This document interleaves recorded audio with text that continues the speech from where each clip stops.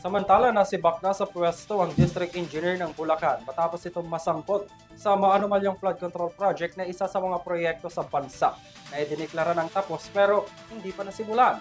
Bukod sa kanya, iba pang mga engineer ang tinanggal rin sa posisyon na pawa mga taga-DPWH. May report. Landicho. Sinibak sa pwesto ang ilang opisyal ng Department of Public Works and Highways o DPWH sa Bulacan dahil sa pagkakasangkot sa mga anomalyang flood control projects. Kabilang na ang isang ghost project na idineklarang tapos kahit hindi pa nasisimulan.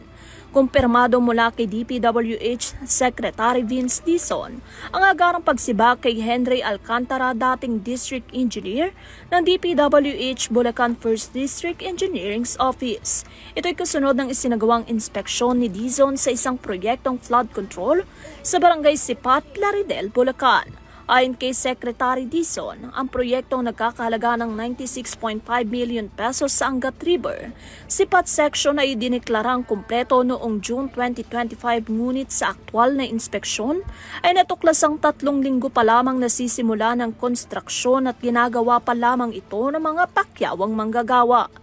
Ang kontraktor ng naturang proyekto ay ang Wawa Builders na ngayon ay nahaharap sa perpetual o habang buhay na diskwalifikasyon mula sa pagkuha ng anumang kontrata sa gobyerno.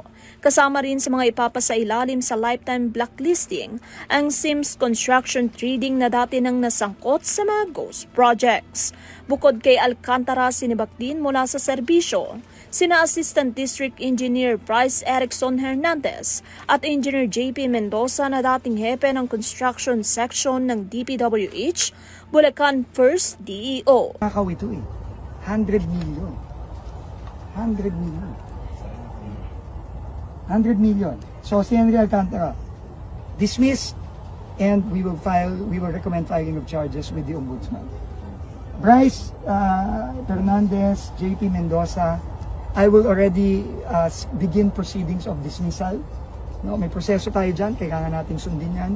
Pero sisimulan na natin yan at hindi ako magtataka na madidismiss na rin to very, very soon. Pero hindi na natin hihintayin yan. Papapayagan na rin natin kasabay ni Henry Alcantara ng appropriate charges sa Office of the Ombudsman. So I will order the DPWH legal team to already prepare the necessary recommendations supported by documents such as this, to file the appropriate charges against them.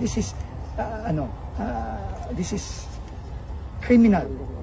Mga hayop to mga tao to, hindi tao. Dagdag pa niya, ito ay bahagi ng direktibang ipinatutupad ni Pangulong Ferdinand Bongbong Marcos Jr. na linisin ang DPWH mula sa katiwalian lalo na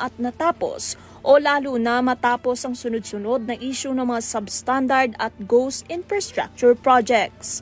Bilang bahagi ng malawakang reforma, tiniyak ni Dizon na marami pang opisyal at kontraktor ang sisibakin at i-disqualify sa mga susunod pang linggo. Para sa Euro TV News, Catherine Landicho, sumasaludo sa bawat Pilipino.